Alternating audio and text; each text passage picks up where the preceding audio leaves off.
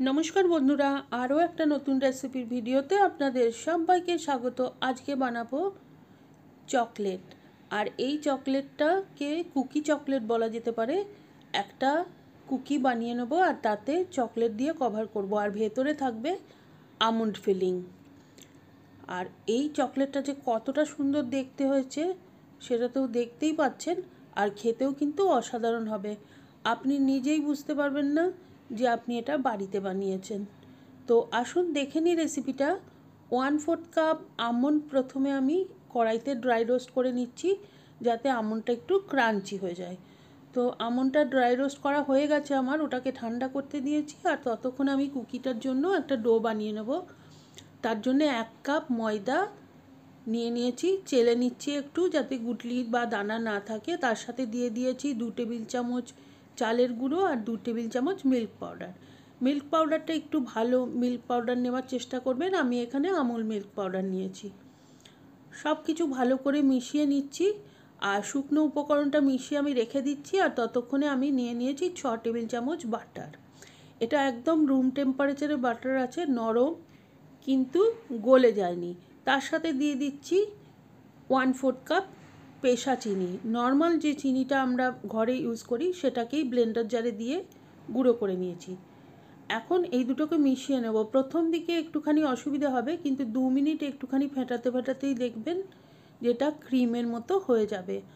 আর 5-6 minute এইভাবে করতে হবে। ধীরে ধীরে দেখবেন বাটারের কালারটা সাদা হয়ে আসছে, তাহলে জানবেন যে আপনার ক্রিমটা ঠিকঠাক হয়ে গেছে। দেখুন কীরকম কালারটা সাদা হয়ে গেছে। এখন এর মধ্যে আমি শুকনো উপকরণ মেশাবো। তার আগে দিয়ে দিচ্ছি 1 চা চামচ ভ্যানিলা এসেন্স। আপনি চাইলে যে কোনো এসেন্স ব্যবহার করতে পারেন, বা না করতে চাইলে না দিলেও হবে। এখন অর্ধেকটা ময়দার মিক্সচার আমি এখানে দিয়ে দিলাম। সবটা একেবারে দিলে কিন্তু হবে না।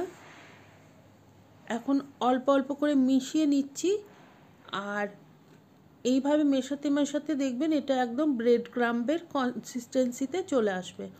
তো আমি দুবারে সমস্ত শুকনো উপকরণ দিয়ে দিয়েছি, আর এখন একটু হাতে করে মেখে নেব। সম্পূর্ণ ডোটা তৈরি করার জন্য লাগবে একটুখানি দুধ। এখানে একদম ঠান্ডা দুধ লাগবে, আর দুধটা আমি আগেই জাল করে ঠান্ডা করে রেখেছি। এখন অল্প অল্প করে দুধ মেশাবো। এই ডোটা তৈরি করতে আমার মোট 2 টেবিল চামচ মতো ঠান্ডা দুধ লেগেছে। আর আপনারা কিন্তু একবারে সমস্ত দুধটা দেবেন না, অল্প অল্প করে দেবেন আর মেলাতে থাকবেন। আর ডোটা খুব বেশি মাখার দরকার নেই, শুধুমাত্র সমস্ত শুকনো উপকরণ এক জায়গায় হয়ে গেছে এরকম হলেই চলবে। আর এখন এখান থেকে ছোট ছোট লেচি কেটে নিচ্ছি। আপনারা চকলেটটা যেই সাইজের করতে চান সেই রকমভাবে লেচি কেটে নেবেন। আর আমি এই চকলেটটা একটু লম্বাটে সাইজের করব, আপনারা চাইলে গোলও করতে পারেন। তো ছোট ছোট লেচির মধ্যে থেকে একটুখানি চ্যাপটা করে নিয়ে একটা করে আমন্ড আমি এখানে ভরে দিচ্ছি, আর এই রকম লম্বা করে তৈরি করে নেব। সমস্তগুলোই আমি একটা একটা করে এইভাবে একটা করে আমন্ড মাঝখানে দিয়ে তৈরি করে নেব। আর এইগুলো তৈরি হয়ে গেলে এখন যেহেতু ঠান্ডা, রুম টেম্পারেচারে রেখে দেবো কিছুক্ষণ সেট হওয়ার জন্য। আর আপনাদের যদি তাড়াতাড়ি থাকে তাহলে একটুখানি ফ্রিজে 15 মিনিট রেখে দিলেও হবে। 15 মিনিট রুম টেম্পারেচারে রেখে দিয়েছিলাম। এখন একদম সেট হয়ে গেছে কুকিগুলো। 180 ডিগ্রি সেন্টিগ্রেডে প্রিহিটেড ওভেনে আমি এটাকে 20 মিনিট বেক করে নিয়েছি।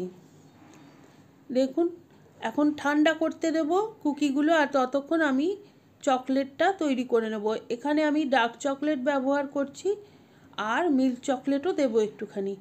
এই চকলেটগুলো আপনারা যে কোনো যে বেকিংয়ের জিনিসপত্র পাওয়া যায় সেই রকম দোকানে পেয়ে যাবেন, বা অনলাইনেও নিয়ে নিতে পারেন। এখন আমি এখানে মোটামুটি 200 গ্রামের মতো ডার্ক চকলেট আর 50 গ্রামের মতো মিল্ক চকলেট নিয়েছি। যে কোনো একরকম চকলেট দিলেও হবে। প্যানে জল গরম করতে দিয়েছি, আর তার উপরে বাটিটা বসিয়ে দেব। দেখতে হবে যেন বাটিটার তলাটা জল টাচ না করে, শুধুমাত্র ভেপারটা দিয়েই এটাকে গলিয়ে নিতে হবে। অল্প সময় নাড়াচাড়া করলেই এই রকম একটা পাতলা চকলেটের সিরাপের মতো তৈরি হয়ে যাবে। এখন এর মধ্যে আমি ঠান্ডা হয়ে যাওয়া কুকিগুলো ডুবিয়ে দেব, আর এই রকম করে তুলে নেব পুরোটা চকলেট কোটিং হয়ে যাওয়ার পরে। আর এক্সট্রা চকলেটটা ঝরে গেলে একটা বাটার পেপারের ওপরে রেখে দেবো।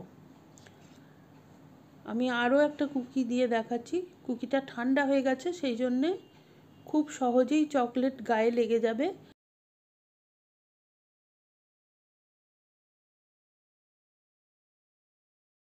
আর এক্সট্রা চকলেটটা ঝরিয়ে নিয়ে বাটার পেপারের ওপরে রেখে দেব।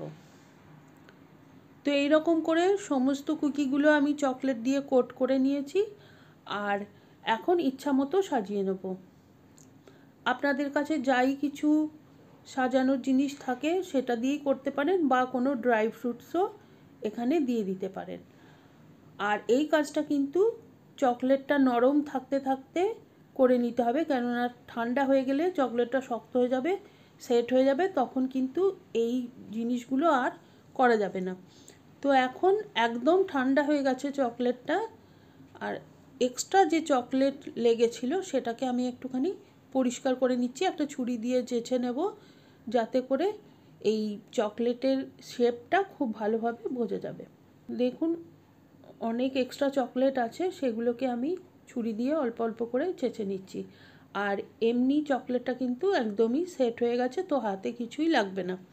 তো এইভাবে করে সমস্ত চকলেটগুলো আমি রেডি করে নিয়েছি। আর কতটা সুন্দর হয়েছে দেখতেই পাচ্ছেন। এবারে আপনি এটা এয়ারটাইট কন্টেনারে ভরে রেখে দিতে পারেন, অনেক দিন পর্যন্ত খেতে পারবেন। আর বাচ্চাদের দিন তাদের খুব ভালো লাগবে। পাড়া প্রতিবেশী বন্ধু আত্মীয় স্বজনকে এই ক্রিসমাসের সময়ে গিফট করুন।